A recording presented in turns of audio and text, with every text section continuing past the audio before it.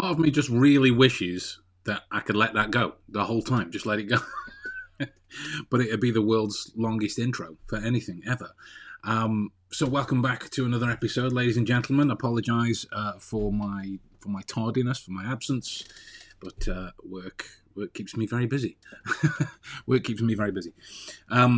So you may have noticed that I am wearing the inside of a sheep today. This is my Deadpool fleece, but not only because it's cool, but it's literally cool. It's cold in the house. So I double it up this way around.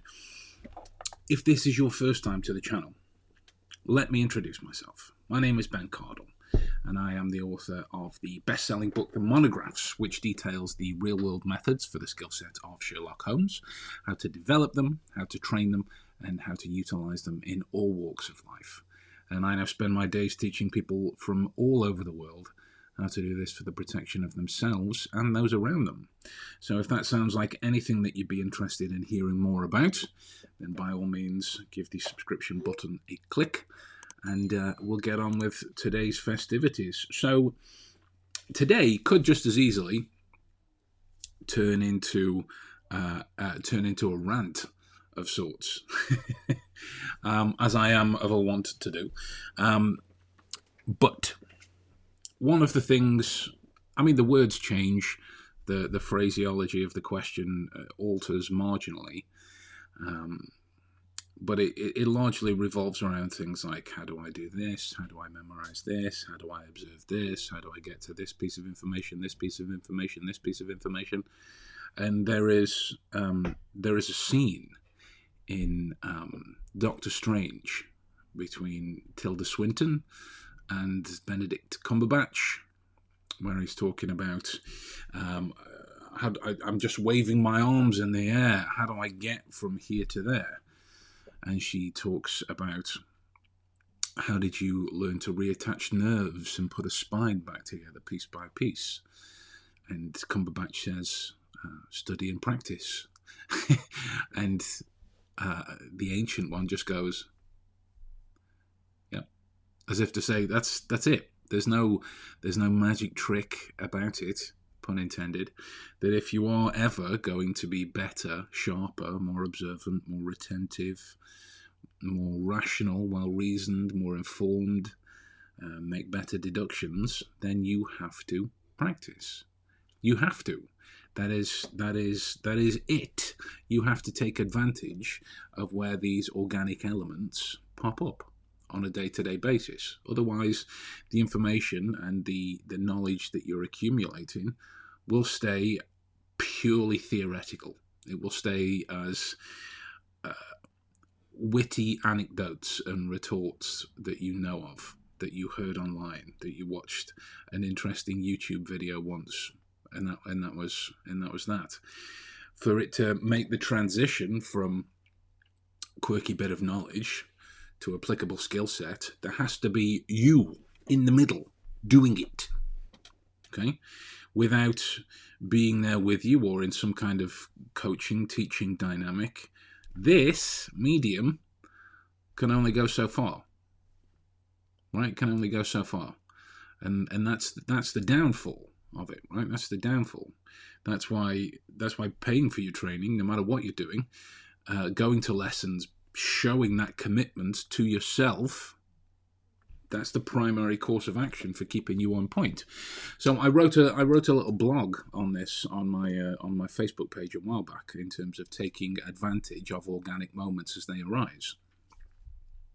So I've got one here that we can go through together, just so we can take stock of this. I had the opportunity to go to a husky retreat, a husky housing kennel unit, whatever they call it.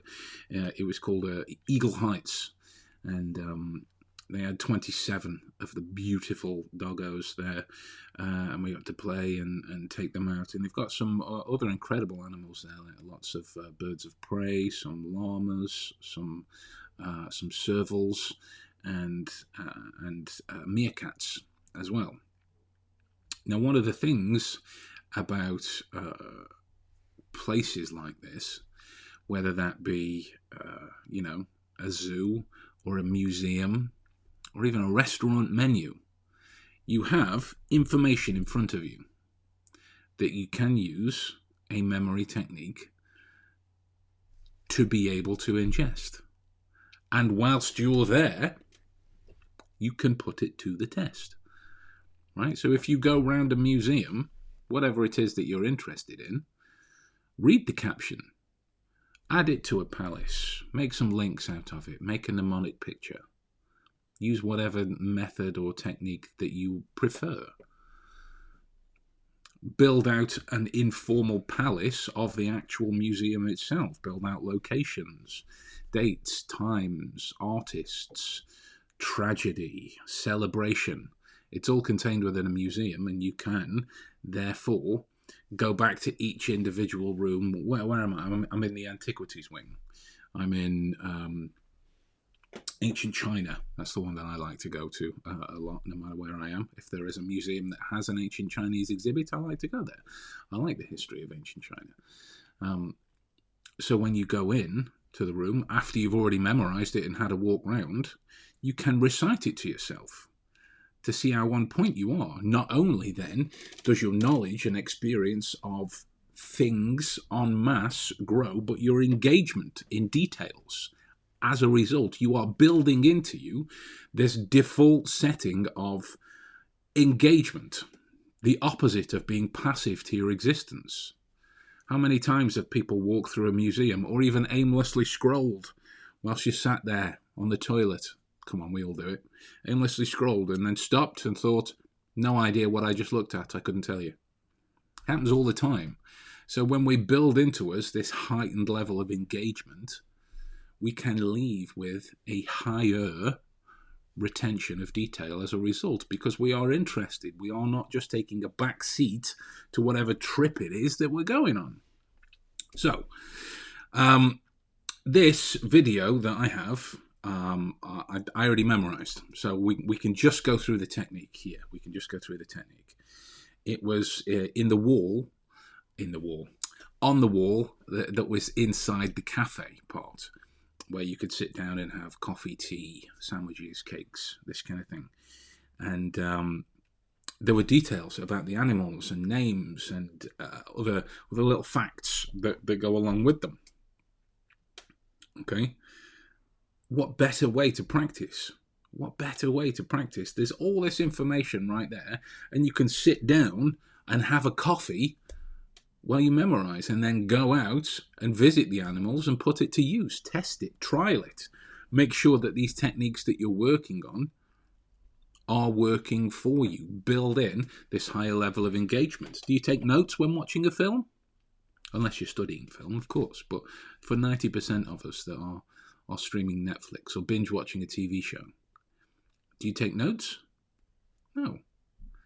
You sit there and engage with the information, and then you leave with, I don't know, 2-3 hours if it's a film, 10, 12, 13 hours worth of information if it's a TV series. Over God knows how many weeks. We are capable of this. We just need to switch it on. Take it off standby. Engage this a little bit more. Stop thinking and just do. If we're looking to become sharper with our attention to detail, are there people in a restaurant that we can memorize? Eat our food and then look up and test it. If we're just dealing with the memory and observation part, or the whole trial elements for reasoning and the information is a different ballgame altogether. But we need to be building in these parts daily, taking advantage of these organic opportunities daily. Build into us the default response of application rather than theory. Right? That's the only way we're going to know how good or bad we are at using this method, at using this technique. Here we go. So let me just bring it back to the start.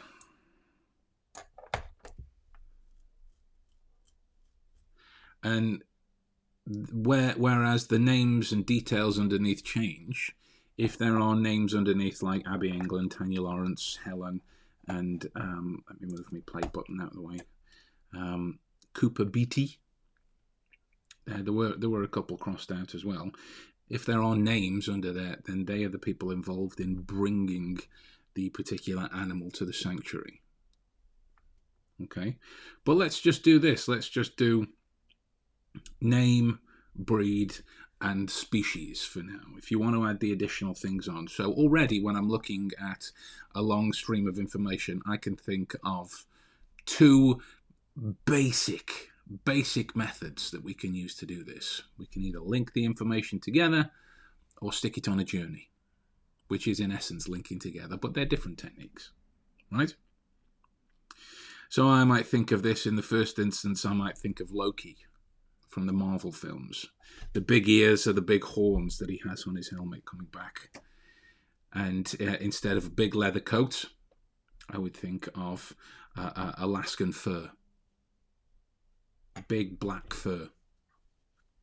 More like Jon Snow's coat than Loki's. Done. Then I would link Loki to Maverick. Now you'll see that there's a difference here, first of all, in Alaskan and Siberian, right? We don't need to get into the specifics of the differences between Siberian Huskies and Alaskan Huskies, but that information is there if you wanted to walk away with that. But for illustration of the technique, I can now link Loki to Maverick. The only Maverick that stands out to me is Tom Cruise's character in Top Gun. So all I would do is I would picture Loki and Tom Cruise fighting. Tom Cruise in like a white Puff Daddy music video-esque fur jacket and speaking in a fake Russian accent for Siberia. Then I linked Tom Cruise to Sirius. For me, I use Sirius Black, the character from Harry Potter. Sirius was also the particular pupper that I got to play with on the day. She was broken. She just spent half her time rolling around in mud and wet grass, having just a brilliant time. So what I would do there, Sirius Black, big white fur coat, taking a flying lesson with Tom Cruise. Done. Panda the Siberian Husky. So then I link Sirius with a panda. I linked it with a panda. You can go with whatever you want. You can have panda and put dog imagery to it. You can have a panda that's riding a dog, this kind of thing, and then link it to white and Siberian, right? Link it to white and Siberian.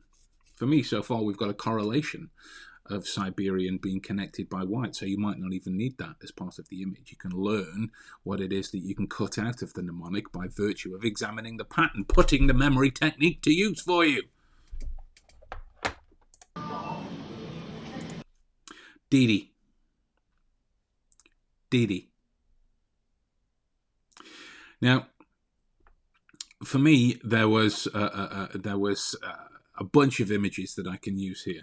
But the first thing that popped into my head was a child that I know. Not like we hang out and go to the pub regularly and things like this, but it's one of my friend's kids. And she can't say dummy, so it comes out as Dee Dee in that way. So I would picture the child. With the panda and add Siberian to it. So I had the panda. And then I had Dee Dee, get them involved in a battle of high chairs or something like that, and there we go from there. Dee Dee and Coco. For me, Coco was the movie Coco, the Disney Pixar animation Coco. So I'm linking the small girl to the Day of the Dead. The Day of the Dead, only it's not Mexican musicians running around. It's dogs. That'll do for me.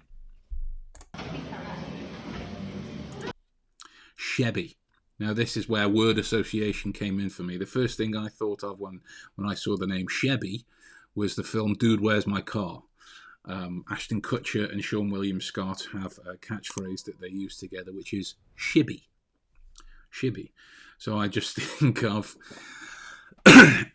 two guys wandering around the Day of the Dead, trying to find their car, and then fist bumping each other, saying shabby. We'll just go to the end of the row to illustrate this. Oh, there we go. Perfect. The cast of Dude Where's My Car in a fight with Odin. Only Odin's still got the eye patch on and the crows and whatnot, but the crows are black. Odin's beard is black, and so we get the Alaskan split there. Okay. Baldur. I have no idea what Baldur is, was, means, or anything like this. But Baldur is an Alaskan husky puppy. First thing I thought of was the Balrog from the Lord of the Rings. Okay? Because Balrog, they have Mordor and the like, and this kind of thing in terms of sounds that would connect in my head in that link. So I can think of the Balrog, but I can think of the Balrog as an all-black, minuscule version of itself. Then all I would have to do is relate the Balrog to Odin. And it starts to connect together that way. So we get that. Odin, Baldur, Thor. You sensing a trend? We put the Balrog with Thor this way around. So Thor is an Alaskan husky. So I would just give Chris Hemsworth beard is now black. His big long plaited hair is now black, and that's the Alaskan Siberian split right there. Sniff, brilliant. We got a meerkat in. We'll just go to the end of the row. So all I would do from there is make Thor ask Rocket, the raccoon from Guardians of the Galaxy, who's often insulted as a meerkat and a trash panda and these kinds of things, why he's sniffing. Okay, there we go. So it's gone on to that. So if I bring it all the way back to the start, imagine this. You sat there having a coffee. You've just taken all of that information in. It's there as a link that starts it off. You get a presentation of information based on anything. You don't have to be concentrating and really thinking, oh, there's this. Let the natural version of the techniques do it for you. You can build into you this confidence in what it is that you're seeing then. Thus learning to quiet that little voice inside of your head that tells you things are one way when they're actually another. Obviously, apart from those that suffer with aphantasia. So let's do this. Let me start the video again. Loki, as an Alaskan husky. The black fur. The black fur. So when I think of Loki, I immediately think of Maverick. I immediately think of Maverick.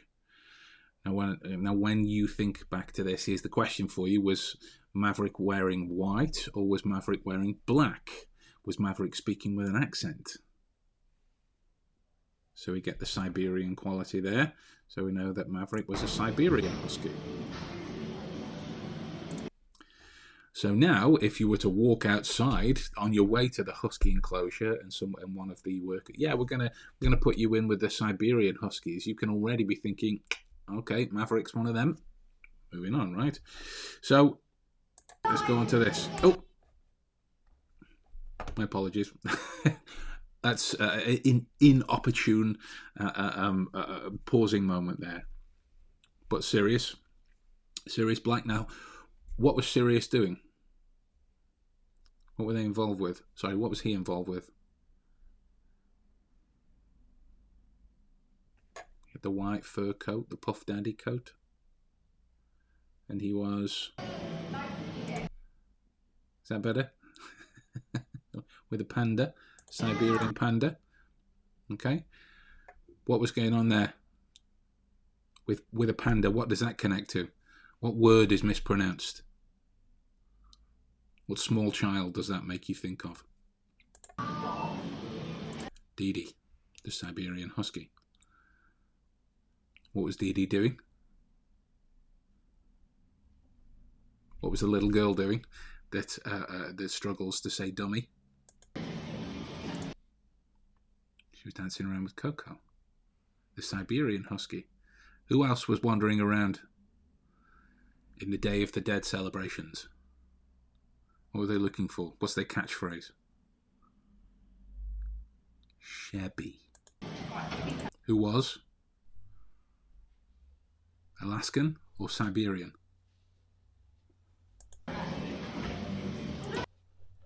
Yeah? Who were the two guys from Dude, Where's My Car having a fight with? There were birds there. Was it an excuse me, was it an Alaskan or a Siberian Husky? Was Alaskan. Name? Eye patch? Odin. What was Odin doing? Get through, we'll start to speed it up. Balrog with the Husky, right? What was the Balrog doing in relation to Thor, who was Alaskan or Siberian? Alaskan, who was talking to the final one that we looked at this way around, the trash panda himself, Sniff. And you can start to put this all into action when you go outside and really play with this linked group of data that you can inhabit it in, right? If you go through that and think now, how many Alaskan Huskies were there? How many Siberian Huskies were there? How many meerkats, right?